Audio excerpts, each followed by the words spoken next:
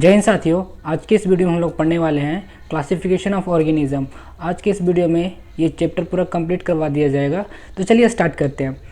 तो देखिए, हमारा फर्स्ट है, हम पढ़ते हैं साइंस। साइंस से बेसिक से पूरा स्टार्ट करते हैं, बेसिक कॉन्सेप्ट से स्टार्ट करते हैं। तो देखिए, ये हमारा देखिए ये देखिए हमारा लिखा हुआ साइंस। साइंस का हिंदी होता है विज्ञान। ये देखिए साइंस को कितने पार्ट्स में बांटा गया है, कितने ब्रांच में बांटा गया। तो ये देखिए पहला हमारा साइंस। साइंस को 3 पार्ट्स में डिवाइड किया गया है। पहला है सोशल साइंस, दूसरा है abstract science, social science, abstract science, natural science. तो सोशल साइंस में कितने पार्ट्स में बटा हुआ है, देखिए पहला हमारा है साइंस।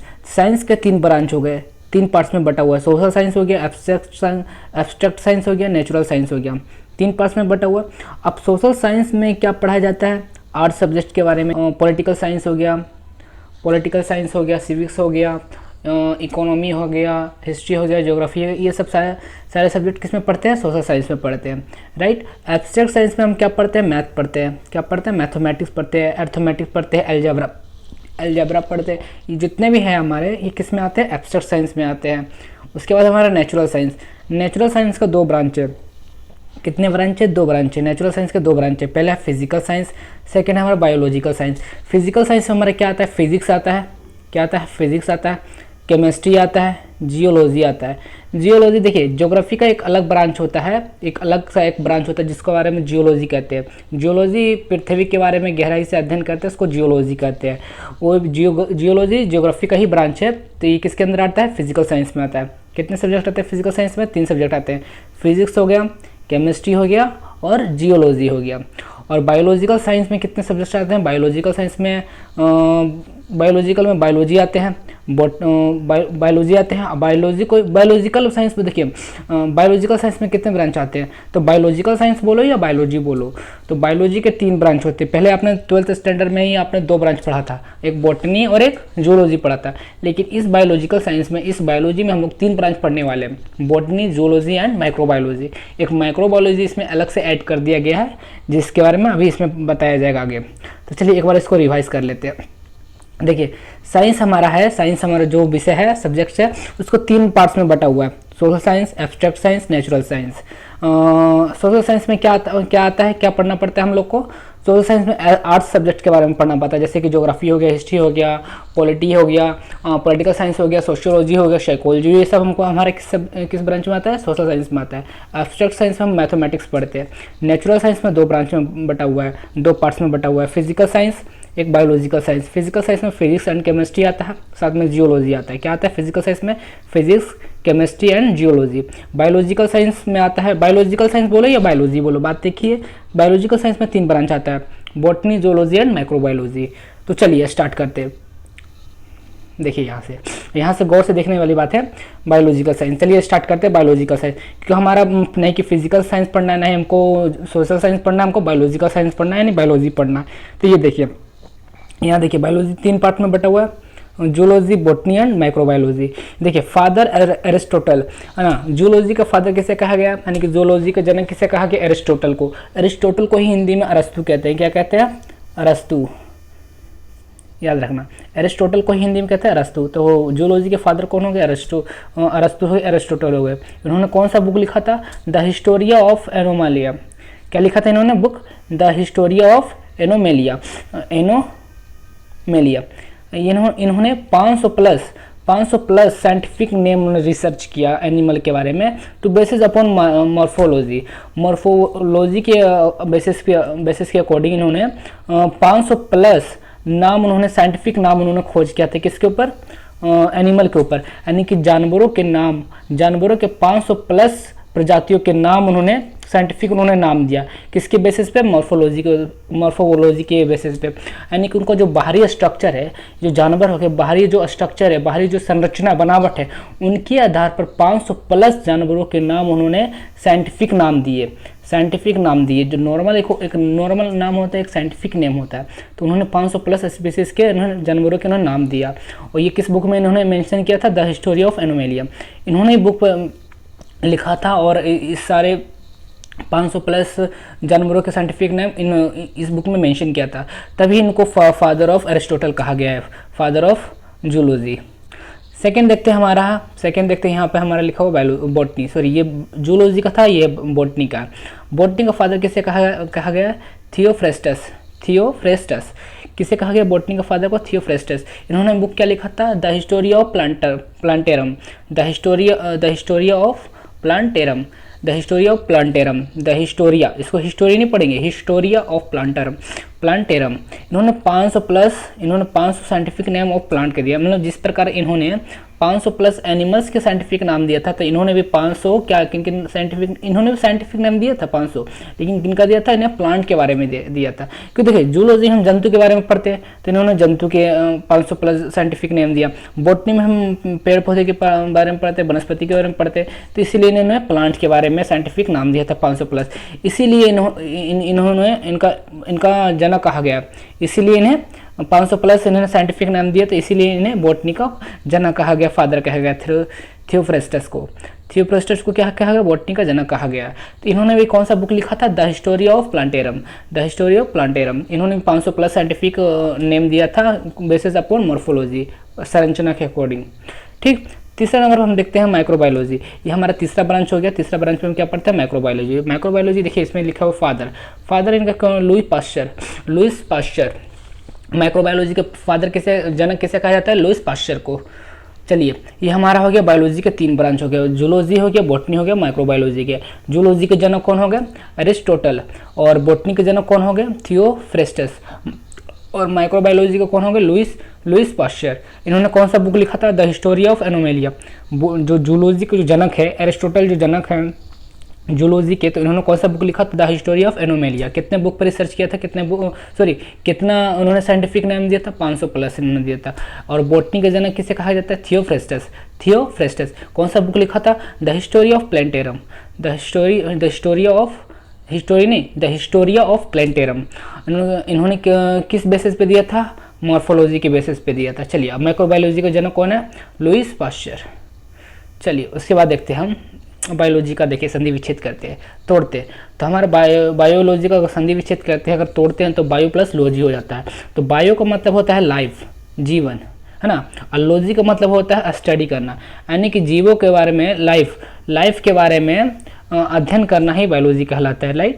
लाइफ के बारे में अध्ययन करना ही बायोलॉजी कहलाता है। लाइफ हमारे क्या है? लिविंग थिंग यानी सजीव। तो सजीवों के बारे में अध्ययन करना ही बायोलॉजी कहलाता है। तो लाइफ हमारा क्या हो जाएगा? Living thing. देखो लाइफ जिंदगी किस कहेंगे? जिसके अंदर किसी के अंदर जिंदगी है तो वो क्या सजीव है, तभी ना उसके अंदर जिंदगी है। तो सजीव के बारे में अध्ययन करना ही क्या हमारा कहलाता है? बायोलॉजी कहता है। ये नॉर्मल भाषा में हो गया। Living thing, growth, respiration, nutrition and digestion. देखिए लिविंग थिंग किसे कहेंगे?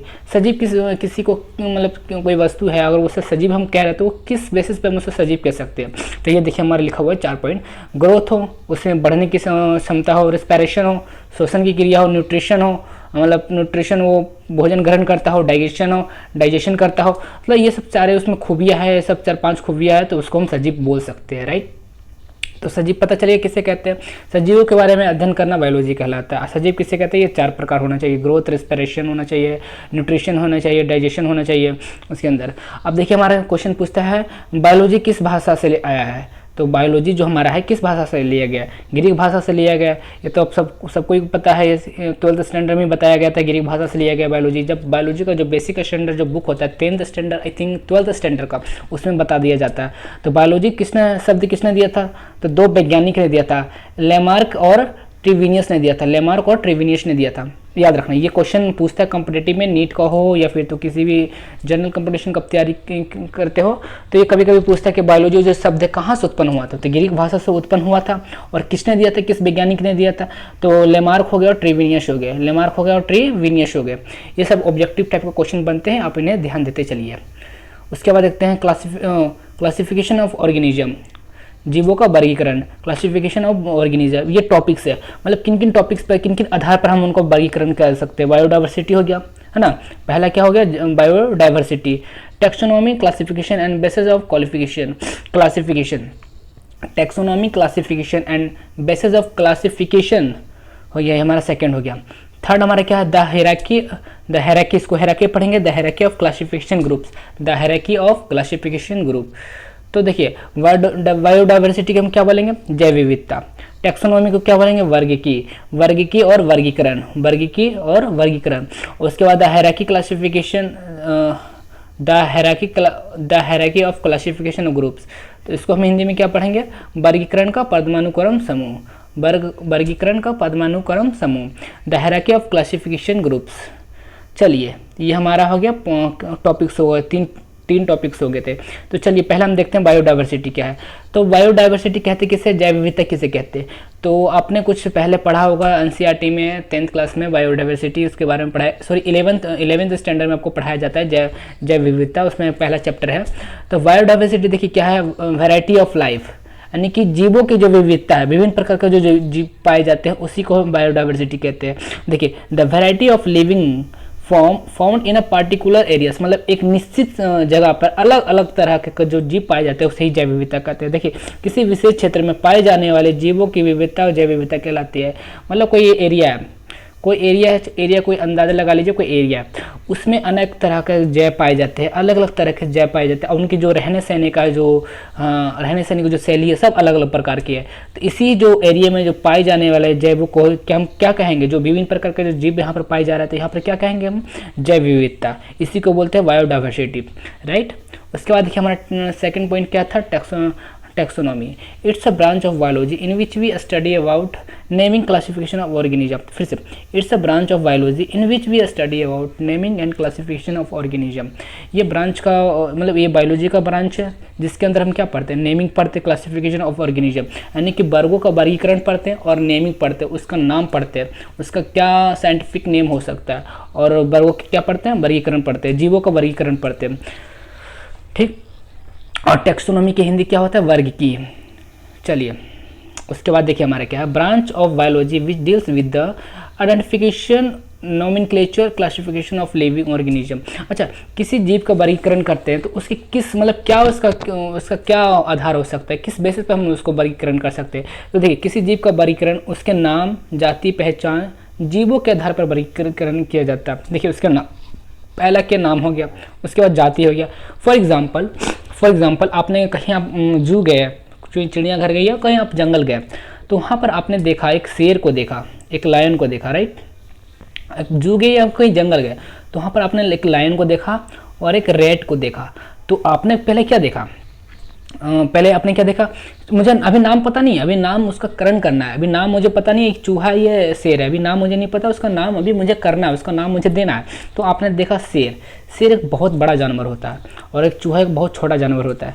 तो पहला तो ये पता चल गया, मतलब साइज़ के अकॉर्डिंग पता चल गया उसका, है ना, उसका क्या साइज़ है, उसका क्या आकार है, आकार के आधार पर पता चल गया, हमने जानवर को हम डिफाइन कर लिए। और जो लायन हमारा जो मांसाहारी जानवर हो गया, रेट हमारा शाकाहारी जानवर हो गया, ये भी पता चल गया। जाति हमारा क्या है, ये हमारा हो गया मांसाहारी हो गया, ये शाकाहारी हो गया, ये जंगली लायन हो गया, जंगली जानवर हो गया, इसे हम पाल नहीं सकते, लेकिन रेट ये हमारा पालतू हो गया, पेट एनिमल भी हो सकता है। पहला ये पहचान कर लिया।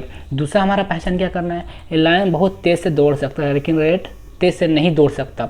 ये इसके आधार पर मतलब ऐसे बहुत सारे खूबियाँ पाई जाते हैं जो दो जानवरों के बीच में, उसके अकॉर्डिंग हम उसको वर्गीकरण करते हैं, उसका नाम देते हैं, राइट। बहुत सारे ऐसे उसके अंदर क्वालिटीज़ होती है जो दो जीवों के विभिन्न प्रकार के क्वालिटीज़ में होती है, जो विभिन्न प्रकार के उसमें पाए जाते हैं। ऐसे बहुत सारे क्वालिटीज़ होती है जो दो जीवों के बीच में वर्गीकरण हम कर सकते हैं। उसके बाद देखिए फादर ऑफ टैक्सोनॉमी,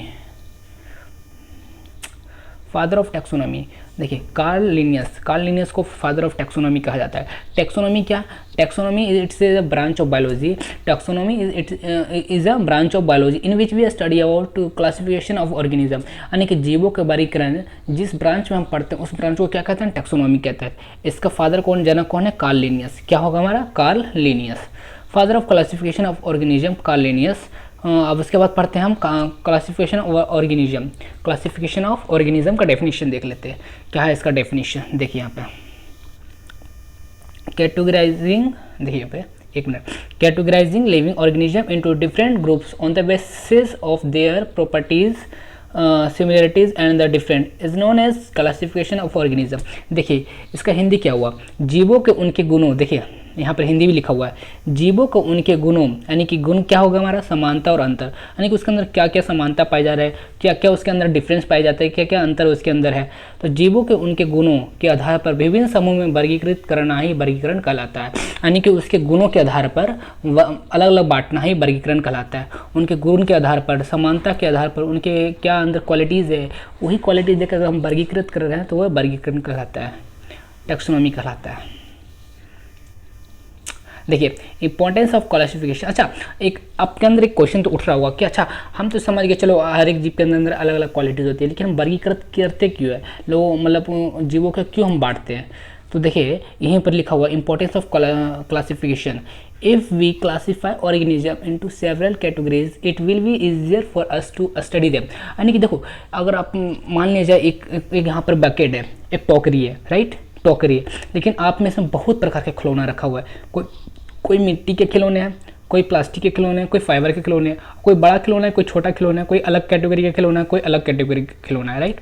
हाँ, कुछ स्पेशल ऐसे खिलौने होते हैं जो गर्ल्स के लिए होते हैं और कुछ बॉयज़ के लिए होते हैं, मतलब बच्चे का ही खिलौना होता है, लेकिन बहुत सारे खिलौने, बहुत प्रकार के खिलौने होते हैं। और आपको बोला जाए कि चलो मुझे कोई खिलौना दो, तो आप जाओगे मतलब अपने मन से ही खिलौना उठा के ले आओगे, लेकिन आपको बेसिकली कोई अगर बोल दिया जाए पार्टिकुलर, कोई इंडिकेट करके बोल दिया जाए, लेकिन मुझे चाहिए वो वाला खिलौना चाहिए। मान लीजिए कोई बच्चे का जैसे होता है ना छोटा मोटा जो खिलौना होता है, कोई गाड़ी टाइप का होता है ना, छोटे मोटे जो कार्स वगैरह होते हैं, बहुत सारे स्पोर्ट्स वगैरह होते हैं, सुपरमैन होते हैं, स्पाइडरमैन होते हैं, तो उस टाइप के खिलौने हैं, तो कोई बोल दे जाओ मुझे उसमें से एक खिलौना उठा करके लाओ, कोई स्पाइडरमैन का खिलौना उठा के लाओ, कोई स्पोर्ट्समैन का खिलौना उठा के लाओ, तो हमने कोई नाम तो बोला ना, तो उसी से ये पता चलता है कि चलो कोई अगर किसी स्पेसिफिक पर्सन को अगर नाम बोल रहे हैं, कोई स्पेसिफिक जानवर के अगर नाम बोल रहे हैं, तो उससे ये इससे पता चलता है कि इसका महत्व क्या है। तो मतलब किसी स्पेसिफिक जानवर का देखिए इंपॉर्टेंस यही क्लासिफिकेशन करने से यही होता है कि किसी स्पेसिफिक जानवर के नाम हमको पता चल जाता है, जीवों के बारे में पता चल जाता है। यदि हम जीवों को कई श्रेणियों में वर्गीकृत करते हैं तो उनके लिए अध्ययन करना आसान हो जाता है। देखिए मैंने वही बोला, अगर अनेक श्रेणी में अगर उसके बांट देते हैं, अलग अलग प्रकार के बांट देते हैं, तो उसको पुकारने में, उसके बारे में अध्ययन करने में, पढ़ने में आसान हो जाता है।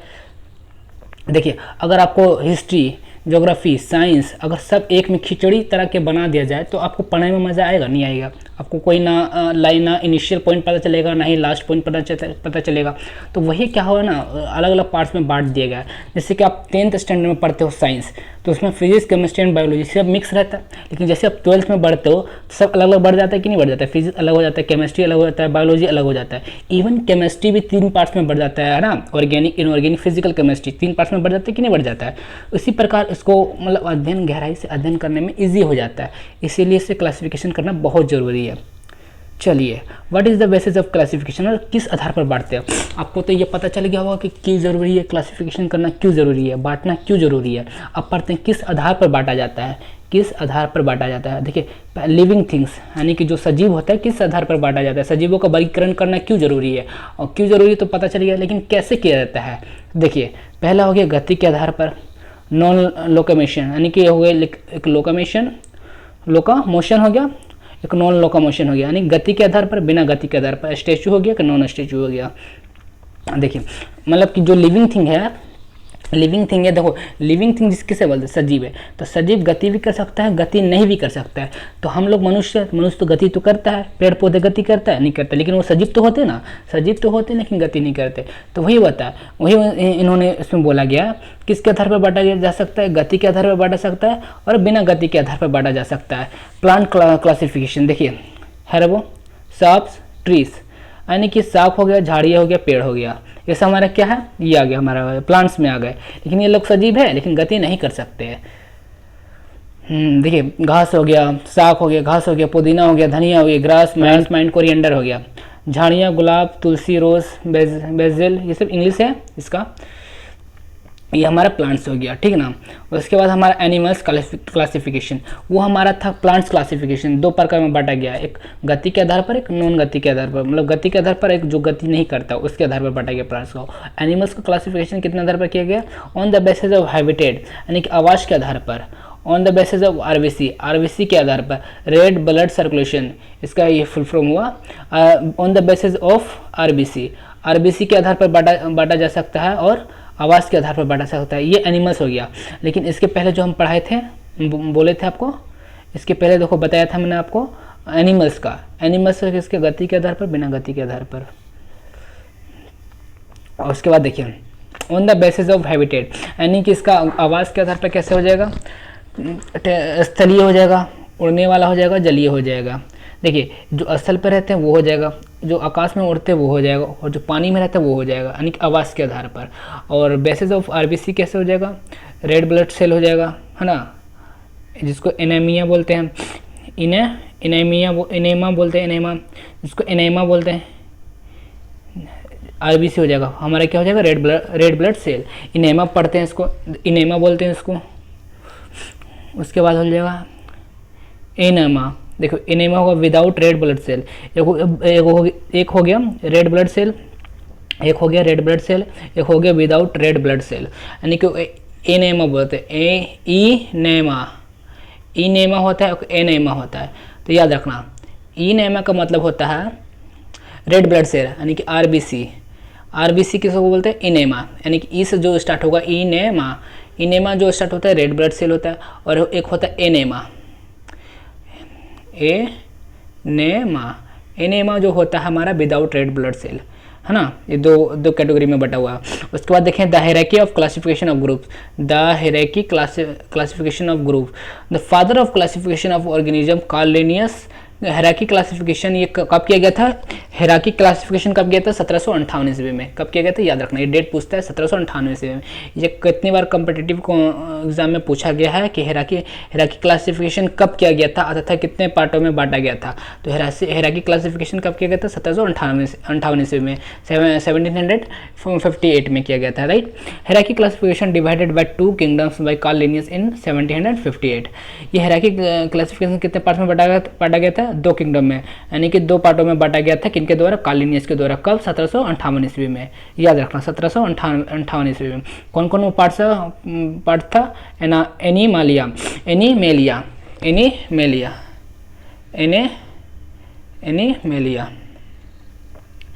एनीमेलिया, दूसरा हमारा क्या हो जाएगा, Plantae kingdom, animalia kingdom, Plantae kingdom, यानी कि जो जानवरों के बारे में, जो जानवर जगत के बारे में जो पढ़ते हैं उसको एनिमेलिया कहते हैं, और जो वनस्पति के बारे में पढ़ते हैं वो प्लांटी किंगडम बोलते हैं। बोथ आर लैटिन वर्ड, यानी कि जो दोनों वर्ड है, क्या हमारा कौन सा वर्ड है, लैटिन वर्ड है। कहाँ से लिया गया, अच्छा ये भी क्वेश्चन पूछ सकता है ना, एनिमेलिया किस वर्ड से लिया गया, किस भाषा से लिया गया, तो लैटिन वर्ड से लिया गया। प्लांटी किस वर्ड से लिया गया, किस भाषा से लिया गया, लैटिन वर्ड से लिया गया, लैटिन भाषा से लिया गया, है ना। नोट यहाँ देखिए लिखा हुआ, नोट क्या देखिए यहाँ पे देखिए, the hierarchy classification as known as classification of 2 classification of kingdom. देखो हायरार्की को क्या कहा गया है, हायरार्की क्लासिफिकेशन को क्या कहा गया है, 2 classification of kingdom. 2 classification of kingdom, देखो 2 पार्ट्स में बटा हुआ है, तो इसलिए 2 क्लासिफिकेशन ऑफ किंगडम कहते हैं। 2 पार्ट्स में बटा हुआ है तो 2 क्लासिफिकेशन ऑफ किंगडम कहते हैं। और इसका नाम क्या है, हायरार्की क्लासिफिकेशन। हायरार्की क्लासिफिकेशन को 2 पार्ट में बटा हुआ है, इसलिए इसको 2 क्लासिफिकेशन ऑफ किंगडम भी कहते हैं। पहला क्या हमारा, प्लांटी किंगडम्स हो गया, दूसरा एनिमलिया किंगडम हो गया। देखिए किसी जीव में सेल यूनिट होते हैं, किसी जीव में सेल यूनिट, किसी जीव में होते हैं, किसी जीव में नहीं होते, इसलिए मैंने लिखा है कि किसी जीव में सेल यूनिट होते हैं। जिसमें सेल यूनिट होते हैं उसे प्लांटी किंगडम कहते हैं, जिसमें नहीं होते उसको एनिमेलिया किंगडम कहते हैं। यानी कि जिसमें सेल यूनिट पाए जाते हैं उसको प्लांटी किंगडम कहते हैं, जिसमें नहीं होते उसे एनिमेलिया किंगडम कहते हैं, ठीक। पहला हमारा क्या कहता है, जब जिसमें एक कोशिकीय यूनिसेलुलर है, एक कोशिकीय जिसमें एक कोशिकीय है या कवक होते हैं। देखो जो एक कोशिकीय है, यहाँ एक कोशिकीय होगा, कोशिश लिखा हुआ है, अगर फॉल्ट है, टाइपिंग मिस्टेक हो जाता है। जिसमें एक कोशिकीय है या कवक होते हैं उसको प्लांटी किंगडम कहते हैं, प्लांटी किंगडम में रखा गया। मतलब इसमें कुछ भी समानता नहीं दिख रहा है। देखिए इसमें देखिए जिसमें एक कोशिकीय है, मतलब एक कोशिका पाई जाती है, या फंगी होते या कवक होते हैं, उसको प्लांटी किंगडम में रखा गया। अब देखिए फंगी तो हमारा क्या हो गया, एक बैक्टीरिया के रूप में काम कर रहा है कवक, है ना। एक कोशिकीय हमारा हो गया यूनिसेलुलर हो गया, सेलुलर हो गया, एक कोशिकीय हो गया, इसको किस में रखा गया, प्लांटी किंगडम में रखा गया। अब ये देखिए इसमें कुछ समानता दिख रहा है, कुछ समानता नहीं दिख रहा है, क्योंकि हमारा एक कोशिकीय हो गया, इधर हमारा फंगी हो गया, बैक्टीरिया हो गया, क्योंकि इसमें वो पाया नहीं जाता है, कोशिका इसमें पाया नहीं जाता है, तो ये हमारा इसमें समानता नहीं दिख रहा है। और उसके बाद देखिए हमारा एनिमेलिया किंगडम में देखिए इसमें समस्या आई चींटी और शेर दोनों एक ही श्रेणी में रखा गया। देखिए जो चींटी हो गया, चींटी हो गया और लायन हो गया, दोनों एक ही श्रेणी में रखा गया क्योंकि दोनों जानवर होते हैं। तो क्या ये समानता ठीक है? ठीक था? आपको लग रहा है ठीक है, इसमें ठीक है? तो ये बिल्कुल नहीं था। आगे चलकर इसको अलग तरीके से बांटा गया, इसको अच्छे तरीके से बांटा गया। अब देखिए मैं इसको फिर से एक्सप्लेन करता हूँ, शायद आपको समझ में नहीं आया होगा। देखिए यहाँ पर पहला देखिए, देखिए जो हमारा जो एक कोशिकीय है, समस्या पहला क्या उत्पन्न हुआ, किसके साथ? प्लांटी किंगडम में के साथ क्या प्रॉब्लम हुआ? जो एक कोशिकीय जो जीव है, जो एक कोशिकीय जिसमें एक कोशिका पाई जाती है, उसको भी प्लांटी में रखा गया और कवक को भी प्लांटी में रखा गया। क्योंकि कवक जो हमारा फंगी जो हमारा है, बैक्टीरिया की तरह काम करता है। किसकी तरह काम करता है? बैक्टीरिया की तरह काम करता है। और बैक्टीरिया में कोशिका होता ही नहीं है। तो बताइए, एक तरफ रखा गया जिसमें कोशिका पाई जाती है, उसको भी प्लांटी किंगडम में रख दिया, और जिसमें कोशिका नहीं पाई जाती उसको भी प्लांटी में रख दिया। यानी कि समानता बिल्कुल नहीं दिख रहा है। क्योंकि कोई भी डेफिनेशन या थ्योरी तभी लागू होता है ना, जब उसको सभी तरीके से, पूरे तरीके से उसमें फिक्स हो, सबके लिए बराबर से नियम लागू होता हो। लेकिन इसमें जो नियम बताया गया है कि इसमें देखिए, अगर बोला जाए कि इसमें एक कोशिका पाया जाए, तो फंगी में भी तो एक कोशिका पाया जाना चाहिए ना, फंगी में कोशिका होना चाहिए। लेकिन फंगी में तो कोशिका होते ही नहीं है, एक भी कोशिका नहीं होते, तो प्लांटी में क्यों रखा गया? अगर बोला जाए कि प्लांटी में अगर कोशिका रखना है, कि एक कोशिका रहना बहुत जरूरी है, या फिर तो कोशिका उसमें रहना ही नहीं है, तो हम एक कोशिका इसको क्यों रखें? यहाँ पर बोलो जिसमें एक कोशिका है उसको हम प्लांटी में रखते हैं, जिसमें एक कोशिका पाई जाए उसमें प्लांटी में रखते हैं। तो कवक क्यों रखा गया है? कवक में तो एक भी नहीं होता है। तो यहाँ से ये रूल नहीं करता है, रूल रेगुलेशन को फॉलो नहीं करता। और इसमें भी देखिए चींटी और शेर को दोनों एक ही श्रेणी में रखा गया। अब बताइए, चींटी या शेर को दोनों एक श्रेणी में रखना उचित है? क्योंकि चींटी आ जाता है कीड़े मकोड़े में आ जाता है, वो तो जानवरों में तो आता नहीं है, लेकिन इसको एक ही श्रेणी में रखा गया है। तो वही ये ठीक नहीं लगा था। आगे चल के इसको और अच्छे तरीके से डिवाइड किया गया। ये सब क्लासिफिकेशन ऑफ कार्ल लिनियस के द्वारा दिया गया था। देखिए जी, क्लासिफिकेशन किसके द्वारा दिया गया था? कार्ल लिनियस के द्वारा। किसके द्वारा? हेराकी के द्वारा। 2 क्लासिफिकेशन ऑफ किंगडम के द्वारा दिया गया था। एक प्लांटी किंगडम, एक एनिमलिया किंगडम, राइट। वही आगे चल के उसको अलग तरीके से डिफाइन किया गया। What is the basis of classification? देखिए अब वर्गीकरण का आधार क्या होना चाहिए, क्या अधिक वो है, आधार क्या है इसका? तो पहला नंबर देखिए, आधार क्या है, वर्गीकरण का आधार क्या है, मतलब किसके आधार पर हम इसको वर्गीकरण करते हैं किसी भी जीव को? तो इसका एक ही सिंपल सा फंडा है, इसका सिंपल से एक ही आंसर है, सेल के अकॉर्डिंग। जो भी हम पढ़ रहे थे, क्या पढ़ रहे थे? कोशिका के अकॉर्डिंग। प्लांटी किंगडम में हम क्या पढ़ रहे थे? अभी एक कोशिका जिसमें पाई जाओ उसको हम प्लांटी में रखते हैं, लेकिन उसमें कवक भी ऐड कर दिया गया था। तो हमारा क्या है यहाँ पर क्वेश्चन, क्या पूछा था? What is the basis of classification? वर्गीकरण का आधार क्या है? तो क्या आधार क्या हो सकता है? वर्गीकरण का क्या आधार हो सकता है? तो वर्गीकरण का आधार हमारा सेल हो सकता है, कोशिका हो सकता है। तो जितने भी ऑर्गेनिज्म होती है उन सभी में सेल पाई जाती है। देखिए जितने भी ऑर्गेनिज्म होती है, ऑर्गन होती है, उस पर सब में सेल पाई जाती है। इसलिए एक ये पॉइंट बन सकता है कि जो आधार है हमारा, जो वर्गीकरण का, जीवों का जो वर्गीकरण करने का जो आधार है हमारा, वो सेल हो सकता है। क्या हो सकता है? सेल हो सकता है। ये सेल कितने प्रकार के होते हैं? 2 प्रकार के होते हैं। कितने प्रकार के होते हैं सेल हमारा? देखिए इसको पॉइंट करके लिखा हुआ है, ये सेल कितने प्रकार के होते हैं? 2 प्रकार के, प्रोकार्योटिक और यूकार्योटिक। देखिए प्रोकार्योटिक होता है, एक यूकार्योटिक होता है। एक प्रोकार्योटिक होता है, एक यूकार्योटिक होता है। एक प्रोकार्योटिक, देखिए सेल हमारा 2 प्रकार का होता है, एक प्रोकार्योटिक होता है, एक यूकार्योटिक होता है। प्रोकार्योटिक सेल हमारा 2 प्रकार का होता है। देखिए सेल हमारा 2 प्रकार का होता है, पहला प्रोकार्योटिक होता है, दूसरा यूकार्योटिक होता है। क्या होता है हमारा? यूकार्योटिक। देखिए सेल हमारा 2 प्रकार का होता है, पहला प्रोकार्योटिक होता है, दूसरा यूकार्योटिक होता है। पहला प्रोकार्योटिक होता है, दूसरा यूकार्योटिक होता है। देखिए जिसमें न्यूक्लियस नहीं होता है, जिसको न्यूक्लियस के हिंदी में क्या बोलते हैं? केंद्रक। जिसमें केंद्रक नहीं होता, जिसमें केंद्रक नहीं होता है उसको प्रोकार्योटिक बोलते हैं। और जिसमें न्यूक्लियस होते हैं, इसको न्यूक्लियस होते हैं, जिसमें न्यूक्लियस होते हैं इसमें उसको क्या बोलते हैं? यूकार्योटिक बोलते हैं। यानी कि जिसमें केंद्रक पाए जाए, जिसमें केंद्रक पाया जाता हो उसको यूकार्योटिक बोलते हैं, और जिसमें केंद्रक नहीं पाया जाओ उसको प्रोकार्योटिक कहते हैं। पता चल गया? प्रोकार्योटिक जिसमें नहीं पाया जाए, प्रो मतलब समझना नहीं, और यू मतलब समझना पाया जाता हो। यूकार्योटिक मतलब न्यूक्लियस पाया जाता हो, केंद्रक पाया जाता हो। प्रोकार्योटिक जिसमें केंद्रक नहीं पाया जाता हो, राइट। उसके बाद देखिए types of cell basis on body organism. अब देखिए शरीर संगठन के आधार पर कोशिका के प्रकार, एक यूनिसेल्युलर हो गया, एक मल्टी सेल्युलर हो गया, यानी कि एक कोशिकीय एक बहुकोशिकीय, शायद आपने पढ़ा होगा पहले कभी। तो एक हो गया यूनिसेल्युलर सेल्युलर हो गया, एक मल्टी सेल्युलर हो गया, एक कोशिकीय और बहुकोशिकीय। How they obtain their food, वे अपना भोजन कैसे प्राप्त करते हैं, वे अपना भोजन कैसे प्राप्त करते हैं। एक हो गया स्वपोषी परपोषी, है ना। स्वपोषी किसे कहते हैं, प्रकाश संश्लेषण के उपस्थिति में अपना भोजन खुद बनाते हैं। एक परपोषी जो दूसरे पर आश्रित रहते हैं, परपोषी कहलाता है। इतना तो आपको पता ही होगा। उसके बाद हमारा आता है 2 क्लासिफिकेशन ऑफ किंगडम्स के बाद आता है हमारा 5 क्लासिफिकेशन ऑफ किंगडम। याद रखना 2 क्लासिफिकेशन ऑफ किंगडम किन के द्वारा दिया गया था, कार्ल लिनियस के द्वारा। उसको कौन सा कहते हैं, 2 क्लासिफिकेशन ऑफ किंगडम को दूसरा नाम क्या है, हिराकी किंगडम। हिराकी किंगडम देखिए नीचे लिखा हुआ 2 क्लासिफिकेशन ऑफ किंगडम, देखिए इसको नोट कर लीजिए क्योंकि ये बहुत बार आता है ऑब्जेक्टिव में। 2 क्लासिफिकेशन ऑफ किंगडम को क्या कहते हैं, hierarchy kingdom. Hierarchy kingdom, hierarchy classification as known as 2 classification of kingdom, यानी 2 क्लासिफिकेशन ऑफ किंगडम को ही हिराकी किंगडम कहा जाता है। किन के द्वारा दिया गया था, कार्ल लिनियस के द्वारा गया था। 2 क्लासिफिकेशन ऑफ किंगडम किन के द्वारा दिया गया था, कार्ल लिनियस के द्वारा दिया गया था। अब नीचे हम पढ़ते हैं 5 क्लासिफिकेशन ऑफ किंगडम। देखिए ये किन के द्वारा दिया गया था, चलिए मैं वो नेक्स्ट में पढ़ाऊंगा, नेक्स्ट वीडियो में, नेक्स्ट स्लाइड में पढ़ाऊंगा किन के द्वारा दिया गया था। अभी हम पढ़ते हैं basic structure 5 classification of kingdom, यानी कि जो 5 जगत का जो वर्गीकरण जो किया गया, जगतों को 5 भागों में जो बांटा गया वो कौन कौन हो गया, मोनारा किंगडम हो गया, प्रोटिस्टा किंगडम हो गया, फंगी किंगडम हो गया, प्लांट किंगडम हो गया, एनिमल किंगडम हो गया।